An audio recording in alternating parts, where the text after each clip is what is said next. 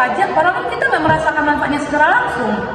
Ica, bukankah pajak itu seperti premi yang kita bayar untuk perlindungan? Nah, negara menyediakan infrastruktur dan keamanan, gitu, Ca. Tapi, jika terjadi bencana, negara tidak mengganti kerugian kita seperti perusahaan asuransi. Teori asuransi.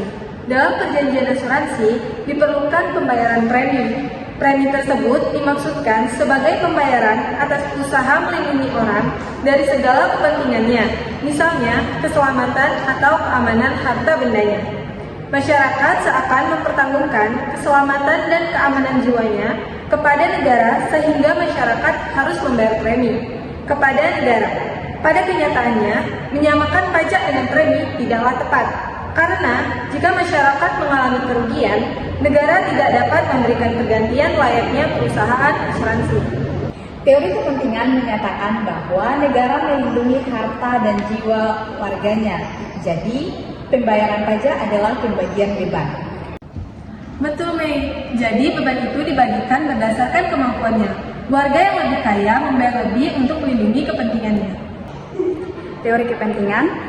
Teori kepentingan diartikan bahwa negara melindungi kepentingan harta dan jiwa warga negara dengan memperhatikan pembagian beban yang harus dipungut dari masyarakat. Pembebanan ini didasarkan pada kepentingan setiap orang termasuk perlindungan jiwa dan hartanya. Oleh karena itu, pengeluaran negara untuk melindungi dibebankan kepada masyarakat. Warga negara yang memiliki penghasilan lebih banyak akan dibebankan pajak lebih besar, dan sebaliknya, jika memiliki penghasilan lebih sedikit, maka pajaknya lebih kecil untuk melindungi kepentingannya. Tapi kenapa saya yang berpenghasilan rendah tetap harus membayar pajak sama sekali? Disinilah teori gaya pikul berperan. Pajak yang harus dibayar harus sesuai dengan kemampuan masing-masing. Dan itulah mengapa ada penghasilan yang tidak dikenai pajak. Jika kita mempunyai penghasilan di bawah batasan itu, maka kita tidak akan membayar pajak. Masuk akal sih, tapi menurut saya tetap tidak adil. Teori gaya pikul. Teori ini berasal dari asas keadilan, yaitu bahwa tiap orang dikenakan pajak dengan bobot yang sama. Pajak yang dibayar adalah menurut gaya pikul dengan ukuran besar penghasilan dan pengeluaran seseorang. Kekuatan gaya pikul untuk membayar pajak baru ada setelah terpenuhinya kebutuhan prima seseorang. Dalam pajak penghasilan kita kenal konsep tidak kena pajak atau PTKP. Bila seorang berpenghasilan di bawah PTKP, berarti gaya pikulnya tidak ada sehingga ia tidak harus membayar pajak. Teori ini lebih menekankan unsur kemampuan seseorang dan rasa keadilan. Mari kita lihat teori bakti. Ini mengajarkan bahwa dengan membayar pajak itu menjadi tanda bakti kita kepada negara. Ya Del, negara bertugas untuk memenuhi kebutuhan masyarakat.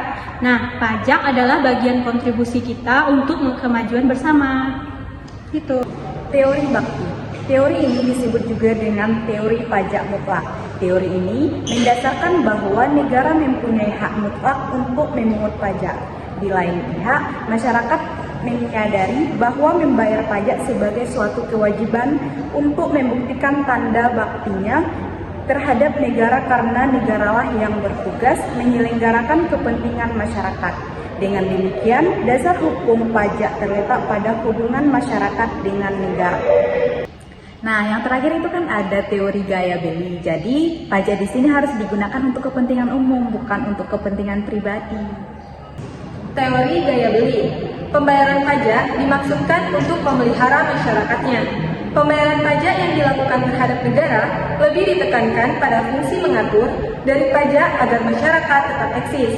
Teori ini mendasarkan pada penyelenggaraan kepentingan masyarakat yang dianggap sebagai dasar keadilan pemungutan pajak, bukan kepentingan individu ataupun negara. Sehingga pajak lebih menitikberatkan pada fungsi mengatur.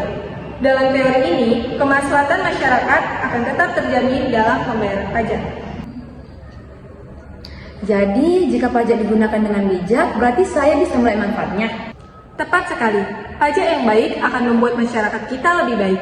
Mari kita dukung pemungutan pajak yang adil dan transparan. Dengan begitu, kita semua akan dapat merasakan manfaatnya. Ingat, pajak adalah bagian dari tanggung jawab kita sebagai warga negara.